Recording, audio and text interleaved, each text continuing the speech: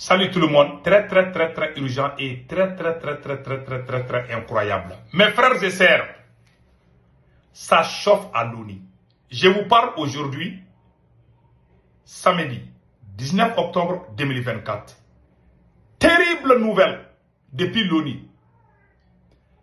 L'abstention de la Côte d'Ivoire et du Sénégal. C'est-à-dire, la Côte d'Ivoire et le Sénégal ont refusé de condamner le colonialisme et demander réparation. Depuis l'ONU, tous les pays africains ont voté. J'ai appris aussi que le Maroc a refusé. Mais c'est la Côte d'Ivoire et le Sénégal qui nous concernent. Donc, la Côte d'Ivoire et le Sénégal ont refusé de condamner le colonialisme et l'esclavage. Voilà. Je vais vous lire cela. C'est-à-dire que ça, c'est un message fort adressé à l'AES. Et le temps vient de donner raison à l'AES. Cela veut dire que la CEDEAO appartient à la France. Il vient de le montrer tout de suite. Le président sénégalais et le président ivoirien disent qu'ils sont d'accord avec la France. Voilà ce que ça veut dire. Ça s'est passé hier à l'ONU. Lors du dernier vote à l'Assemblée générale des Nations unies sur une résolution visant à condamner le colonialisme sous toutes ses formes et à réclamer les réparations pour les pays colonisés, la Côte d'Ivoire et le Sénégal ont choisi de s'abstenir. On demande des réparations. De condamner, juste de condamner. Combien de Sénégalais ont été massacrés? Après la Deuxième Guerre mondiale, qu'est-ce que la France nous a fait? Wallahi, Dieu ne dort pas. Donc, vous refusez de condamner? Nos grands-pères sont allés libérer la France pendant la Deuxième Guerre mondiale. Comment la France nous a remerciés? Vous avez oublié? Et vous ne voulez pas demander réparation sur ça? Pendant la colonisation, moi, mon grand-père a fait les travaux forcés. Vous ne voulez pas réparation? Le président sénégalais et le président ivoirien, ça c'est très grave. Vous refusez de condamner les massacres de la France contre nos ancêtres. Écoutons les restes. L'abstention des deux pays, le Sénégal et la Côte d'Ivoire, pourtant historiquement marqués par la colonisation, a surpris de nombreux observateurs. Elle interroge sur les raisons qui ont poussé ces deux États à ne pas se joindre au consensus international en faveur de la décolonisation et les réparations illustratrices. Allahu Akbar. Source AS Info. Voilà ce que nous verrons d'apprendre. Le temps vient de donner raison à l'AES. Il y a des gens, il y a les nègres des salons. D'après le capitaine Ibrahim Traoré, écoutons le capitaine Ibrahim Traoré qui parle des nègres des salons. Écoutons. Vous qui sont ces esclaves de salon, voilà. Eh bien, nous allons vous expliquer ce que c'est. Voilà. Ce sont des individus qui n'ont aucune dignité, qui n'ont aucune morale, qui n'ont aucune personnalité. Mais le maître esclave a toujours su identifier ces individus. Ils sont toujours prêts à trahir leurs frères pour satisfaire le maître. Ils nous ont trahis depuis l'indépendance et d'autres continuent jusqu'aujourd'hui à nous trahir au profit de leur maître. Ces individus continuent toujours, contre vents et marées, à piller l'Afrique, à aider le maître à piller l'Afrique. Ils se plaisent à le dire chaque année dans leurs sondages économiques. Le Burkina est le pays le plus pauvre, le Mali est le pays le plus pauvre, le Niger est le pays le plus pauvre. Nous sommes classés parmi les derniers. Très bien, si nous sommes aussi pauvres qu'ils le disent, mais quand est venu le moment de prendre nos responsabilités, nous avons demandé à ces maîtres de quitter les lieux. Pourquoi ne veulent-ils pas partir? Lorsque nous prenons le cas du Niger, depuis plus de 40 ans, certains pays exploitent l'uranium pour produire de l'énergie chez eux. D'Ottawa jusqu'à Paris, les rues sont illuminées, c'est la lumière. Mais au Niger, c'est l'obscurité qui nous est servie. Lorsque vous partez dans nos États, nos sols sont troués de toutes parts pour rechercher les métaux précieux tels que l'or.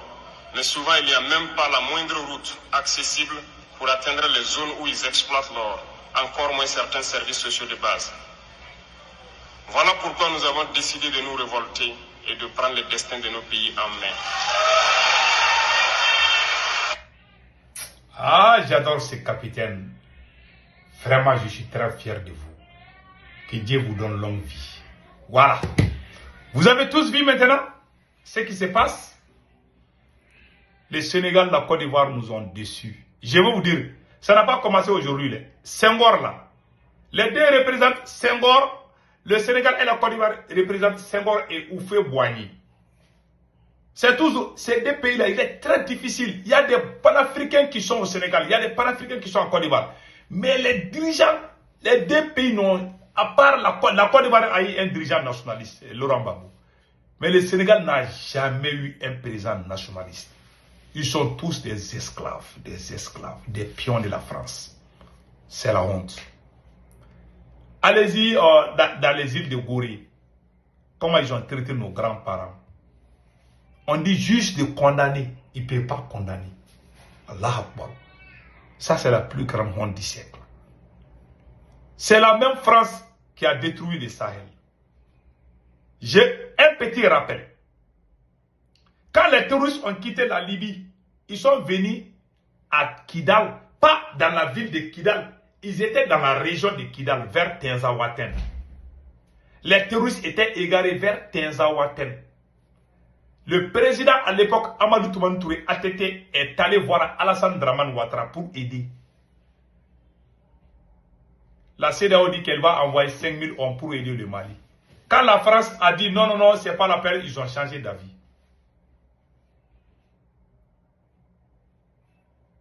La même CEDEAO est là. Donc, vous voyez des choses comme ça. Si la CEDEAO avait envoyé 5000 hommes jusqu'à Kidal, on allait stopper les terroristes là-bas. Aujourd'hui, ces terroristes sont en train de tuer les Burkinabés et les Nigériens. Vraiment, il y a des gens dans la vie, on ne sait même plus quoi faire. Ils sont d'accord avec la France. Hein. D'après le capitaine, c'est des valets locaux. Vraiment, je suis très choqué. Je ne pouvais pas imaginer que des jeunes présidents comme Bassirou Diomaye Faye puissent vraiment faire des choses comme ça. C'est très grave. C'est la plus grande honte du siècle. Je vous dis, wallahi. Je ne m'attendais pas à de tels actes. Donc, les trois pays, le Niger, le Burkina et le Mali, ont bel et bien raison de quitter la CEDEAO. La CEDEAO, c'est pour la France. Ils viennent de le prouver tout de suite. Ils ont oublié comment la France a massacré nos grands-parents à Tcharoy. Ils ont oublié les travaux forcés pendant la colonisation. Ils ont oublié que c'est la France qui a envoyé les terroristes au Sahel. Combien d'Ivoiriens ont été tués? Tous ces pays ont été touchés. Quelqu'un qui tue vos frères, vos mamans, vos papas, vous dites que cette personne est votre ami. Quelle malédiction. Si aujourd'hui, Senghor a fait le même coup d'état contre Modibo Keïta, le premier nom du Mali, c'était Soudan français. Lorsque le Soudan français et le Sénégal ont fait la fédération, le nom de la fédération s'appelle Mali. Senghor nous a laissé en plein vol. Quand la France a montré les griffes, Senghor a dit non, lui il n'est plus dedans. Pourquoi? Parce que le Mali avait donné son territoire aux combattants algériens pour se défendre contre la France, la force occupation française, sur le territoire algérien. Voilà la vérité a fait éclater aujourd'hui. Que Dieu protège l'AES. Et puis c'est un signal fort pour les pays de l'AES. Commençons à acheter des armes. Il y a des situations, c'est-à-dire qu'il y a deux coïncidences.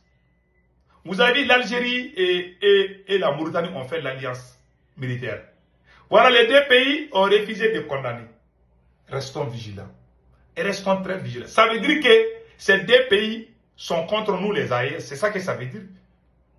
Ils ne sont pas africains. Ils sont contents de la colonisation. Ils sont contents d'être esclaves de la France. Oh, quelle honte. Mes frères et sœurs, je vais laisser la vidéo. Passez excellent week-end. Ciao, ciao.